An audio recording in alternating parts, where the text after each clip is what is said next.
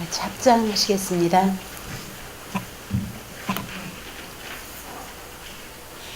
거룩한 부처님께 기의합니다. 거룩한 가르침에 기의합니다. 거룩한 스님들께 기의합니다. 거룩한 삼보가 제 마음속에 있음을 아옵나니 삼보를 실현하기로 소원하나이다. 자비와 연민을 기르고 기쁨과 평정을 수련하고자 중생과 그들의 고통을 이해하기로 소원하나이다. 단순하게 맑은 정신으로 살면서 적은 소유로 만족하고 몸과 마음의 건강을 지키기로 소원하나이다. 아침에 한 사람을 기쁘게 하고 저녁에 한 사람의 슬픔을 덜어주기로 소원하나이다. 가볍고 자유롭기 위하여 근심과 걱정을 놓아 버리기로 소원하나이다. 부모님, 스승님, 도반들, 그리고 수많은 사람들에게 너무나 많은 빚을 지고 있음을 제가 잘 아옵니다.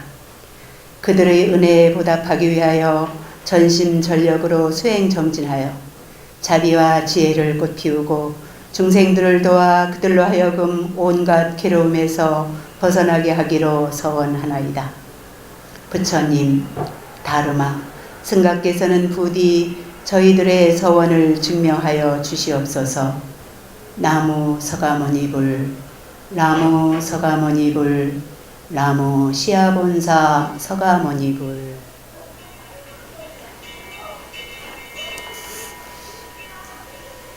제가 참 이렇게 동국대학교 교정 캠퍼스에 들었으면서 법사 스님은 이렇게 되면 안 되는데 괜히 개인적인 정서, 추억 막 이런 것이 떠올라서 지금 바로 이렇게 이야기를 하면 괜히 허투루 헛말을 할 것 같아요. 헛말 하는 거 아세요? 혹시 헛소리, 헛일 해보셨습니까? 네, 본론에 가서 우리 헛일 하는 이야기는 좀 되고, 그래서 사실은 조그만 아주 짧은 한 10분 내지 9분 정도의 그 영상물을 제가 갖고 왔는데요. 제가 잠깐 봤어요. 네, 제가 지난번 오늘 아까 원장님 스님께서 운문사 승가대학장이라고 아주 설계를 잘못하시더라고요. 저는 이미 운문사 승가대학장 아닙니다. 제가 아까 말씀을 못 드려요. 어떻게 소개할지 몰라서. 그런데 이미 아까 이렇게 많은 뭐 영역, 이력 이런 거는 이미 제가 아니에요. 잘 생각해 보세요. 이미 정말 저도 이렇게 인연 있는 도량이나 이런 곳에서 법회를 하러 가면 아주 많은 이력, 언제 중된 것부터 시작해가지고 지금까지의 막 이런 거를 소개를 하는데, 그걸 제가 객관으로 다른 사람의 어떤 양력을 듣는 것처럼 들으면서 진짜 저게 난가 하면서 생각을 합니다. 그러면서 뭐 어느 해 뭐 했고 어느 해 뭐 했고 굉장히 중요해요. 우리 화엄법계는 이사무해법계, 이법계가 있고 사법계가 있어서 이론적인 것, 내용적인 것과 현실적인 것이 있는데, 우리들이 세상을 살아가면서 그 현실을 무시할 수가 없습니다. 매우 중요하고 그 질서나 이런 규칙의 청규 매우 중요한데, 그런 내용들을 쭉 읽고 듣고 보면서 정말 진짜 나는 누구일까? 오늘 주제가 사실은 그겁니다. 제가 주제를 뭐 제목을 말씀해 주세요. 그래서 그냥 아름다운 말로 봄을 피우다. 오늘 주제는 그겁니다. 그래서 굉장히 제가 말은 만들었어요. 봄을 피우다. 보통 봄에는 꽃이 핀다고 하는데 제가 여러 해를 짧지 않은 세월 봄을 맞이하면서 보니까 봄이 되어서 꽃이 피는 게 아니고 꽃이 피니까 봄이 되더라고요. 그래서 정말 봄은 피어나는 것이로구나. 그래서 굉장히 그 좋은 생각을 떠올려서 그 제목은 그냥 편의상 말씀을 드렸는데, 오늘 저는 무슨 말씀을 드려야 할지 이제 좀 뒤에 한 9분 뒤에 영상물을 하나 준비했는데요. 그것은 다름이 아니고 제가 아까 학장이 아니라고 굳이 이렇게 말씀드린 건 저를 정확하게 말씀드려야 되기 때문입니다. 제가 운문사에서 올해로 딱 49년째 운문사 도량에 살고 있는데, 물론 외국에서 산 횟수는 좀 빼더라도 학인 시절부터 주지 스님 내지 여러 가지 학장까지 그렇게 살면서 오랜 세월을 이렇게 살았는데, 이제는 학장 스님도 주지 스님이라는 소임도 다 내려놓고 이제 그 지난번에 4학년 학인 스님들하고 마지막 화환경 수업하면서 그 중에 한 학인한테 숙제를 내줬어요. 졸업하기 전에 이런 그 요즘은 뭐 훌륭한 법사 스님, 이제 저 같은 법사 스님 필요 없어요. 뭐 딱 네모 그러면 물론 따뜻한 온기는 없고 어떤 온정 같은 건 없지만 하나만 누르면 세 개의 큰 스님 법문 다 들을 수 있고 세 개의 정보 다 들을 수 있는 이런 네모칸짜리 정보 법사 스님이 계시기 때문에 저 같은 법사 필요 없다. 시대에 맞춰서 스님도 참 아름다운 좋은 그런 영상물을 하나 만들어서 졸업 작품으로 하나 해보세요 했더니 이해했는데 원체 이제 시간도 바쁘고 또 없는 사기니 이제 뭐 여러 가지를 바쁘다 보니까 다 완성을 못하고 졸업을 했는데요. 어제 그저께 그 졸업 완성품입니다. 그러면서 저한테 보냈어요. 미비하지만 제가 스님 숙제를 이렇게 다 끝내서 보내드립니다 하면서 저한테 영상물을 가져왔는데 학인이 만들었다고 하기에는 정말 아주 제가 보기에도 아 이렇게 할 수도 있구나. 그래서 제가 혼자 보기 아까워서 같이 한번 보실랍니까? 제목은 진짜 나는 누구지? 이런 내용을 같이 담아서 그렇게 담은 내용이니까 긴 시간 아닌데 핑계가 잘 됐어요. 제가 여기서 30분 40분 동안 무슨 얘기를 하겠어요. 이 선생님들 앞에서. 제가 많이 떨리고 있거든요. 그러니까 그 영상물 보면서 입정 아까 잠시 했지만 입정 시간이라고 생각하시고 보시고 나서 제 이야기 간단하게 마무리하는 거를 그렇게 하도록 하겠습니다. 영상물 좀 해주세요.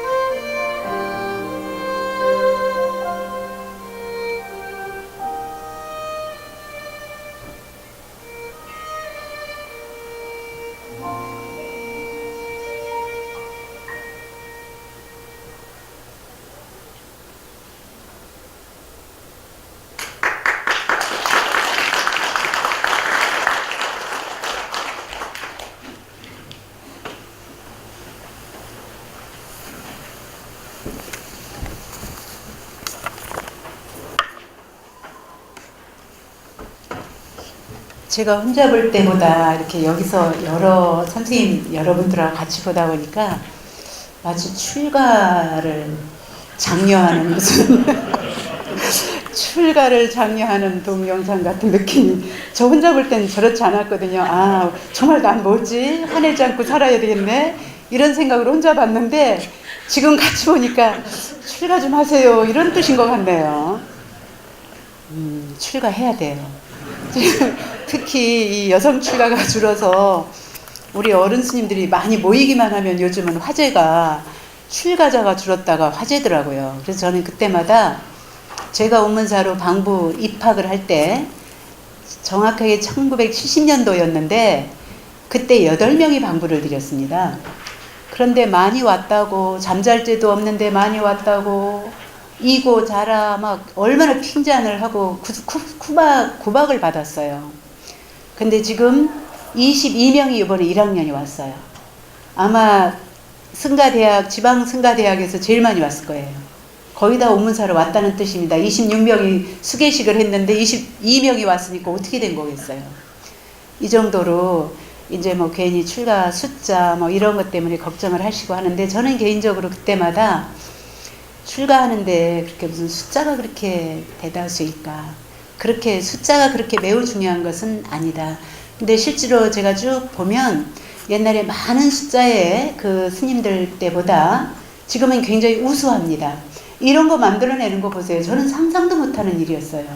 근데 학인이 2학년 때 저 스님이 무슨 동영상을 만들었는데 너무 깜짝 놀랐어요. 그래서 아, 요즘에는 그 좋은 화엄경에 아주 많은 내용들, 얼마나 스토리텔링이라고 그러잖아요. 그 좋은 내용들, 재밌는 내용들을 어려운 경전으로 무슨 한문으로 공부하고 내용을 설명할 것이 아니라 재밌게 저렇게 이야기를 만들어서 애니메이션 같은 걸 만들어서 보여주면 정말 포교 최고겠구나, 그런 생각을 하면서 2학년 때부터 제가 한번 만들어 보세요 했는데, 그때는 그때대로 자기네 학인들이 필요한 걸 여름학교 끝나고 나서 이렇게 잘 만들었더라고요. 그랬더니 요번에 이제 저렇게 해서 그래도 숙제를 잊지 않고 가져온 마음이 고마워서 저 혼자 보고 진짜 아깝다.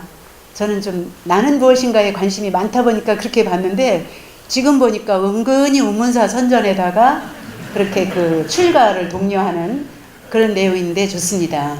요즘은요, 은퇴 출가자도 있어요. 올해부터 처음 은퇴 출가자인데 비구니 스님이 6분이 오셨더라고요. 근데 굉장히 좀 특별했어요. 그리고 저하고 예약해놓은 은퇴 출가자 있습니다. 여행지에서 만났는데 학교 선생님, 여자 선생님들, 결혼하신 분이 3명이고 그 중에 2분은 결혼하시지 않았는데 그 중 2분이 은퇴하고 출가하겠다고. 그래서 이제 나이가 40이 넘었기 때문에 안 된다고 하는 거를 이제 바로 은퇴 출가자가 될 거다, 그런 제도가 있을 거니까 걱정을 하지 말고 이제 희망을 갖고 기대하세요. 그랬더니 딱 은퇴 출가자가 지금 올해부터 굉장히 특별한 전문 출가자죠. 그래서 이제 노후를 수행을 하면서 보내시겠다는 의미인 것 같아요.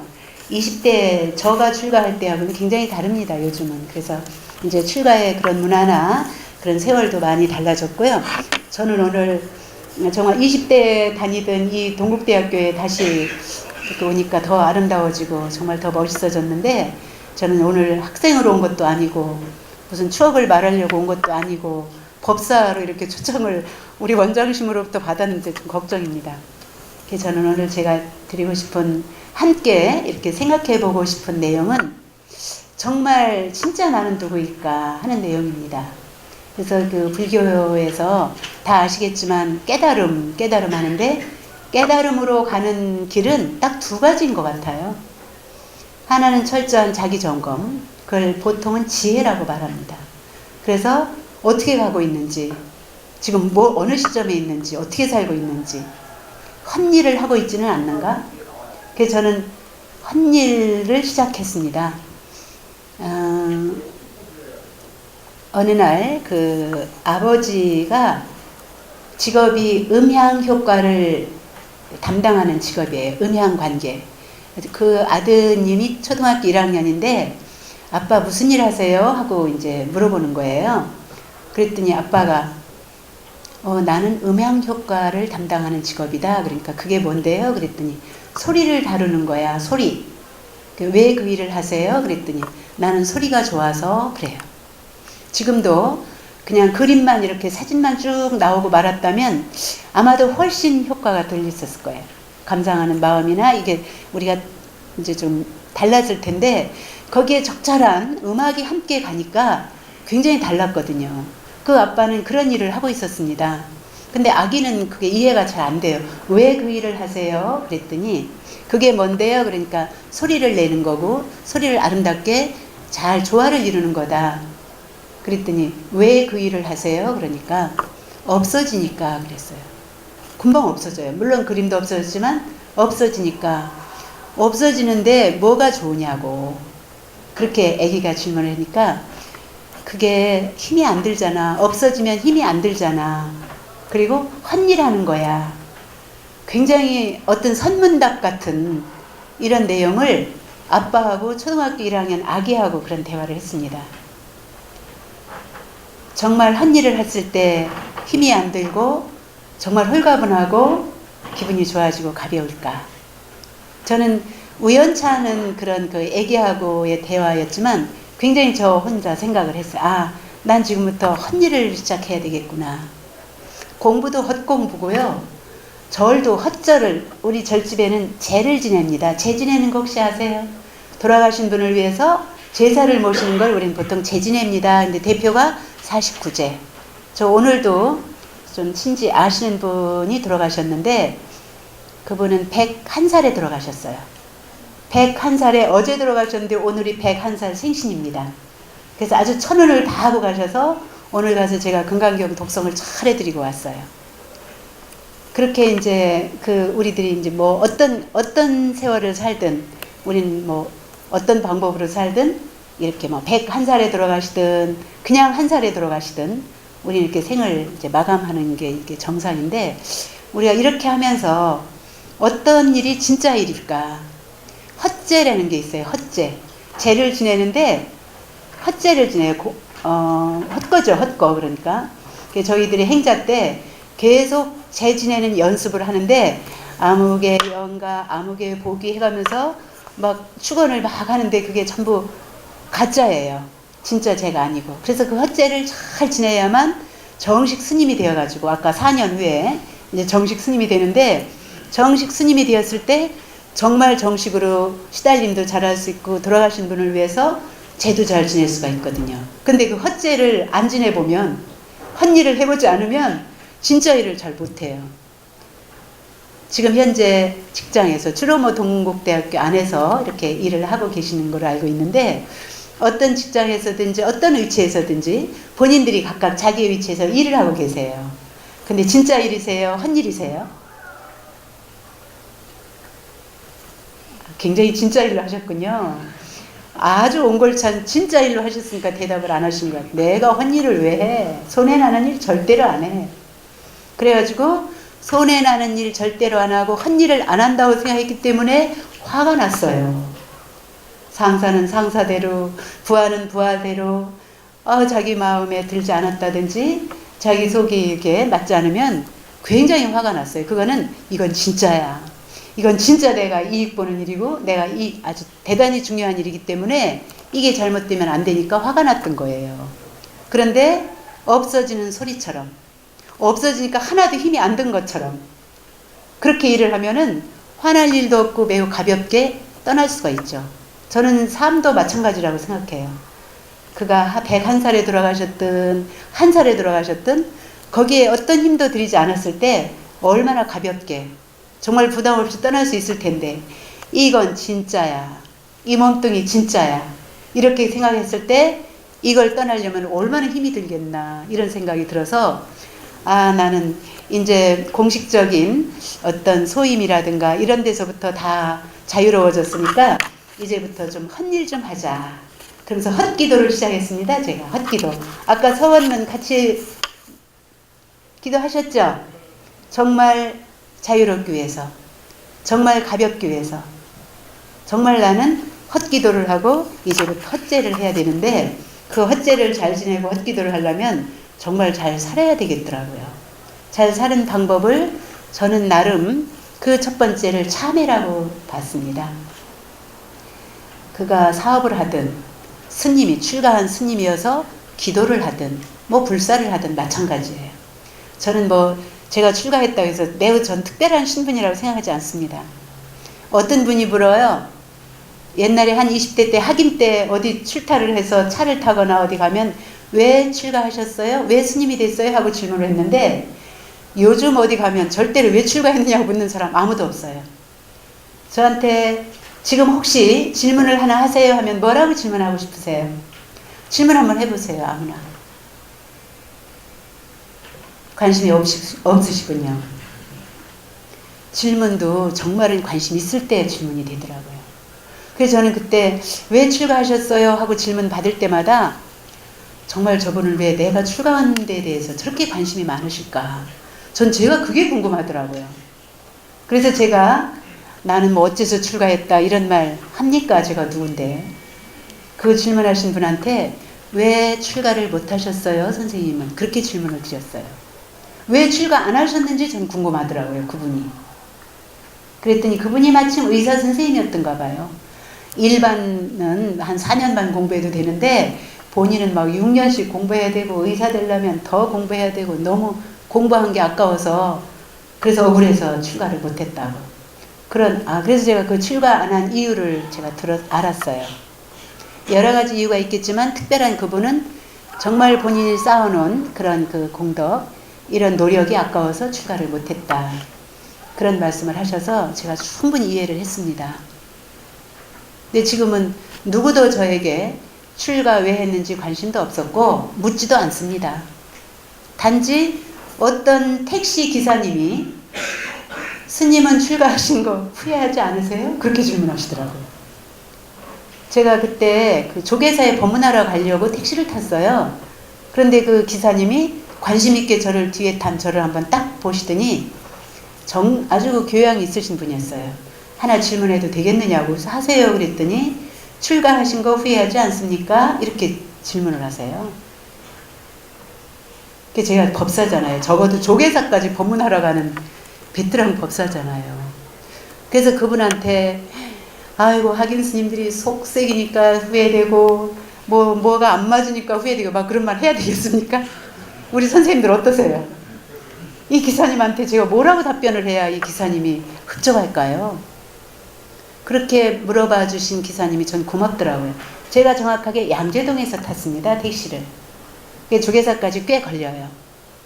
그래서 제가 이렇게 배우니까 뭐 비슷한 연배인 것 같아요.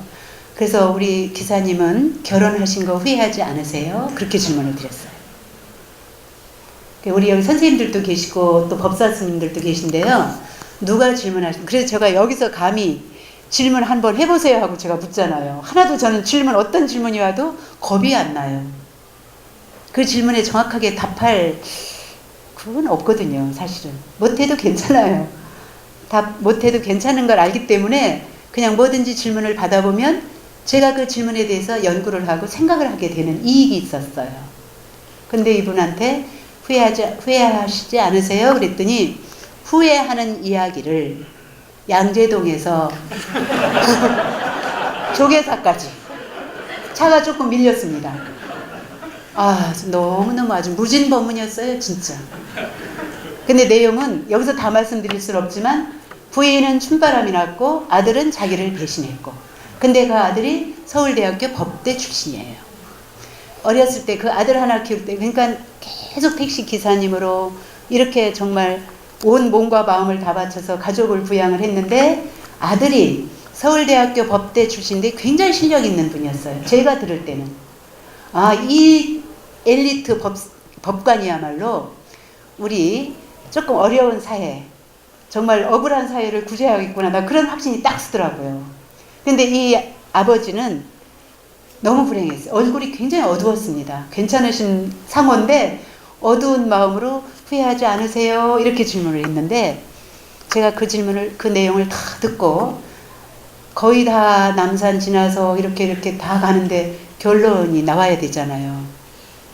그래서 제가 정말 그 아드님이 부인에 대해서는 별 관심 없었어요. 이분도 뭐 그건 한때니까. 그런데 아드님에 대해서 어렸을 때는 정말 아버지가 제일이고 그 아들이 나만을 의지하고 살더니 서울대학교에 법대 졸업하고 이건 안 됩니다. 이건 아닙니다. 막 여러 가지를 따지면서 말을 안 듣더라는 거야. 아버지 말을. 그래서 본인은 매우 배신감 같은 거를 느껴서 아주 자괴감까지 들었어요. 굉장히 불행한 아빠였어요. 그래서 제가 거의 다다를 무렵에 말씀을 드렸습니다. 왜 우리가 괴로운지를, 왜 괴로운지 답변하실 수 있죠? 왜 괴롭습니까? 이럴 때 답변 안 하면 아집이 아주 강하다고 저는 그렇게 생각합니다. 우리가 왜 고통이 온다고 공부했어요? 아니면 생각해요? 덕인 스님, 왜 괴로울까요? 옳지, 답변 맞아요. 우리 우문사 출신입니다. 지금 동국대학교 몇 학년? 예, 3학년이래요. 근데 제가 여기서 법문하는 줄 알고 이렇게 와서 얼마나 기특해요. 근데 집착해서 고가 온다고 답변 정확하죠? 인정하십니까? 아이고, 아주 잘 인정 안 하시는구나. 저는 그렇게 배웠어요. 초기 교리에서 고, 집, 멸, 또 했을 때 집을 원인인데 결과는 고다. 그렇게 해서 원인은 집착에서 왔다. 아주 기초 교리에서 나온 내용인데 답변을 하고 싶지 않습니다. 근데 그래서 제가 그런 내용을 간단하게 하면서 제가 객관적으로 아들도 아니고 조카도 아닌 정말 아주 객관적인 한 대한민국의 시민의 한 사람으로 그 법관을 생각했을 때 너무 멋있고 너무 엘리트이고 정말 촉망되는 대한민국의 희망이 되는 젊은 법관인데 아버지이기 때문에 내 아이이기 때문에 내 사람 뭐 하여튼 내 아이로 이렇게 집착을 하기 때문에 그렇게 고통이 있다는 사실을 제가 아주 편안하게 설명을 해드렸더니 환하게 얼굴이 밝아지는 거예요. 저와 정말 신기했어요. 그래서 이분이 행복해졌습니다. 정말 이분은 행복하고 어머니도 이런 훌륭한 아드님이 있는데 누구보다도 자랑스러운 부모님이다. 그러니까 어머니도 분명히 금방 어머니는 이미 춤바람에서 금방 벗어났더라고요. 그래서 조계사 앞에 딱 이제 도착을 했는데 이제 내릴 시간이 됐어요. 그래서 굉장히 밝은 얼굴이 됐고 저도 많이 아주 좋았고 법사로서 굉장히 기분이 좋아서 이제 차비를 이렇게 2만 원 조금 넘었을 거예요 아마. 이렇게 내드렸더니 아이고 오늘 이거 강의료입니다. 절대로 이걸 안 받으시겠다는 거예요. 근데 저는 이렇게 일부러 제가 그 기사님을 생각하면 물론 거기다 그냥 놓고 내려도 되겠지만 그분의 행복했던 마음을 제가 10분 배려해서 정말 어떤 신도님이 택시 타고 가세요 그러고 봉투 하나 주시는 것보다 너무 그 택시비가 아주 그 보람 있고 저 기분이 좋아서 감사합니다 그러고 법당에 바로 가서 그날 제가 법문해야 할 내용이 법화경 안락행품이었습니다. 안락행품은 잘 아시다시피 그대로 편안한 자에 즐거울 낙자 안락행이에요.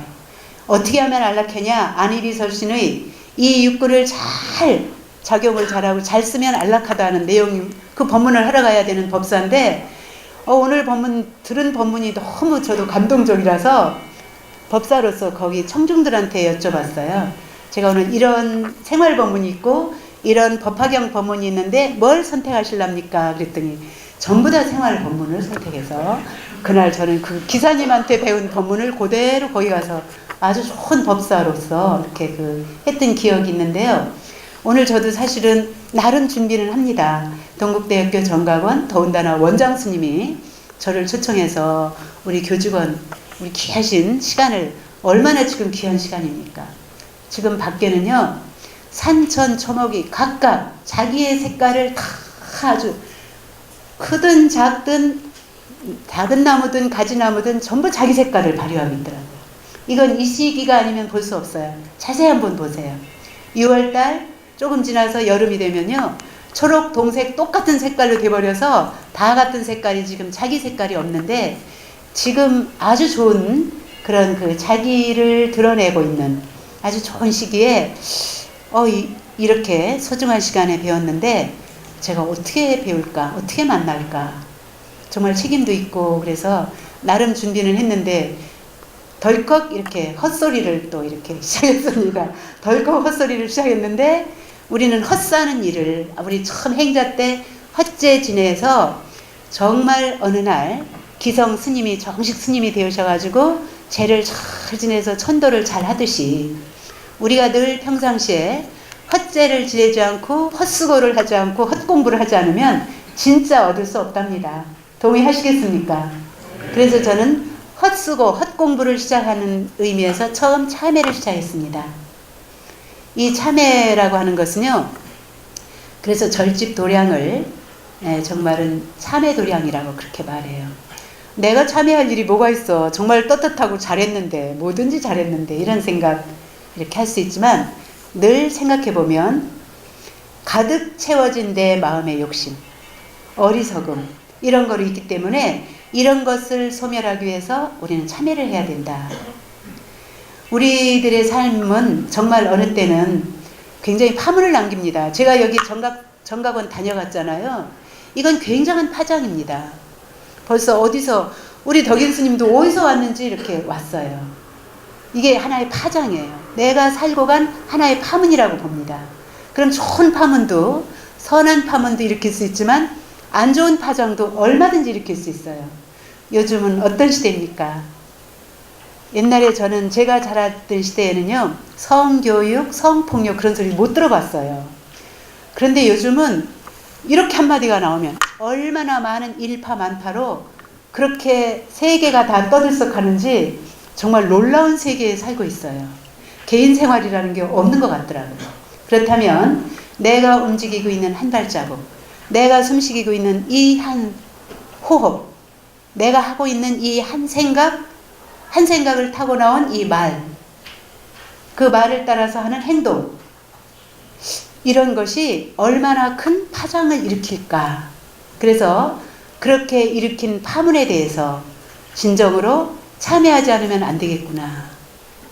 저는 이 소중한 선생님들의 시간을 할애한 거에 대해서도 저는 진심으로 참여하고 싶습니다. 사실은 여기는 뭐 의무는 원장 스님이 의무로 참석하세요. 그래서 오시는 거예요? 자발입니까? 제가 이 내용을 잘 몰라가지고. 저희 학인들은 의무로 하는 일이 너무 많거든요. 그래서 운문사 생활은 이 자율이, 사생활이라는 게 없어요. 안 자고 싶어도 9시에 땡 하면 자야 되고요. 안 일어나고 싶어도 4시에 또르륵 하면 딱 일어나야 되고요. 안 먹고 싶어도 새벽 6시, 아침이죠. 아침 6시 바로 목 닥치면 밥을 먹어야 되고, 공부 시간 딱 정해져 있고, 쉬는 시간 정해져 있고, 전부 다 정해져 있기 때문에 사실은 개인의 어떤 그 시간이라는 건 하나도 허용되지 않는 아주 고약한 것입니다. 아까 굉장히 멋있게 이렇게 나와서 제가 변명 말씀을 드리는 거예요. 오해하시지 말라고. 걷고 싶지 않아요. 그런데도 벚꽃은 어느 때 감상하신지 아세요? 활짝 만개했을 때. 봄에 꽃 감상하는 것도 다 방법이 있어요. 마음이 있어야 돼요. 벚꽃은 활짝 만개했을 때 봐야 여한이 없고요. 제일 먼저 피는, 그래도 봄에 제일 먼저 많은 우리가 볼 수 있는 게, 겨울부터 볼 수 있는 것이 무슨 꽃일까요? 우리는 꽃 이름도 많이 알아야 돼요. 딱딱하게 뭐 직장에서 누구 뭐 이런 것만 하시는 일이 아니라 때로는 쓸데없는 꽃 이름도 많이 알아야 이게 헛공부예요. 무슨 꽃입니까? 눈 속에서 피는 꽃. 물론 복수초도 있지만 아주 예쁜 매화. 매화는 반만 펴야 아름답습니다. 매가 활짝 펴버리면, 그래서 우리 매화 차 만들 때 반개 이렇게 봉오리를 갖다가 뜨거운 물에 하면 활짝 피게 돼요. 반만 펴야 그 매화가 아주 아름답고 더 감상하는 맛이 나요. 그런데 벚꽃은 그 반대고요. 복숭아꽃은요, 멀리 봐야 아주 운치가 있고 환상적입니다. 복숭아꽃 밭 한번 상상해 보세요. 여기서는 가실 수도 없고 잘 보이지 않지만 그 복숭아꽃 밭은 멀리서 봤을 때 아름답습니다. 백꽃은요, 아주 가까이 봤을 때 더 맑고 영롱하고 분명해요. 하나하나의 꽃들이 다 보입니다. 세상에 귀중한 시간에 법사 스님이 뭐 꽃을 봐? 네. 이거 헛공부예요. 그런데 정말 우리 마음속에, 우리 집은 세멘트고 우리 집은 아파트고 정말 꽃 한 송이 심을 곳이 없지만 정말 많은 작은 화분이라도 갖다가 거기다가 흙을 놓고 그래도 저는 아까 마지막에 보이신 이 법정스님의 웃음 다 아마 기억하실지 모르겠는데요. 스님은 굉장한 운동가이십니다. 뭐 여러 가지로. 또 그런 거로 인해서 산으로도 들어가셨고 그런 삶을 제가 이해하고 있는데 그분은 늘 말씀하시는데 꽃 얘기를 많이 하세요. 굉장히 부드러운 이런 그 자연 이야기를 많이 하십니다. 왜냐하면 우리들이 너무나 경직돼 있고 너무나 앞을 향해 있고 너무나 바른 길로만 그렇게 딱딱하게 가는 그런 그 마음을 이제 좀 안타깝게 여기셔서인지 그분의 책을 보거나 글을 보거나 말씀을 들으면 굉장히 별로 중요하지도 않은 것 같은데 꽃 얘기를 그렇게 많이 하세요. 그래서 아 이런 이유가 있으셨구나 그런 생각을 하는데 저는 헛공부를 시작하면서 아 이게 참회를 하는 것이 가장 공부를 하는데 중요하겠구나. 알게 모르게 나의 파장이 다른 사람에게 안 좋은 파장으로 옮겨졌을 때 이 일에 대해서 진심으로 참회합니다. 그런 내용을 하고요. 그 다음에 서원이에요. 그렇게 참회를 진심으로 했을 때 자기의 원력이 힘들다고 해서 다 괴롭습니까? 힘든 일 하고 밤새우는 일 했어도 기분이 좋을 때가 있습니다. 분명히. 그 게임이 재밌어서 밥 안 먹고 막 잠을 안 자고 해도 그 게임은 재밌어요. 그래서 정말 힘든 일이라도 내가 원력을 가지고 재밌게 하고 그 일이 다른 사람한테도 이익이 되었을 때는 이 일은 정말 좋은 일이구나. 재밌지 않게 재밌게 아까 처음에 딱 봤을 때 공부 어때요? 재밌습니다 하는데 굉장히 기분 좋더라고요. 학생이 공부를 재밌게 했다면 그건 성공입니다. 잘하고 못하는 건 두 번째예요. 정말 그 일에 대해서 재밌게 하고 그 공부를 재밌게 할 수 있다면 그 학생은 굉장히 저는 행복한 학생이라고 생각이 들어요. 그런데 억지로 나 이거 하지 않으면 죽어. 나 이거 하지 않으면 뭐 잘려. 내지는 이거 하지 않으면 돈을 못 번다. 그래서 억지로 하는 저는 노래방 그 세대가 아니라서 가본 적이 없는데 하도 요즘 학인 스님들이 노래방 세대라고 하고 그거 아니면 노래를 못한다고 해서 제가 일부러 신청을 해서 노래방을 가봤어요. 그랬더니 아가씨가 한 사람 나왔는데 정말 아주 특별한 경험이었습니다.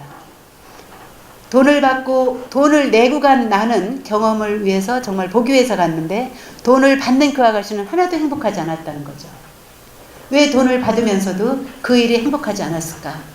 그러면 과연 이 삶이 행복한 삶인가?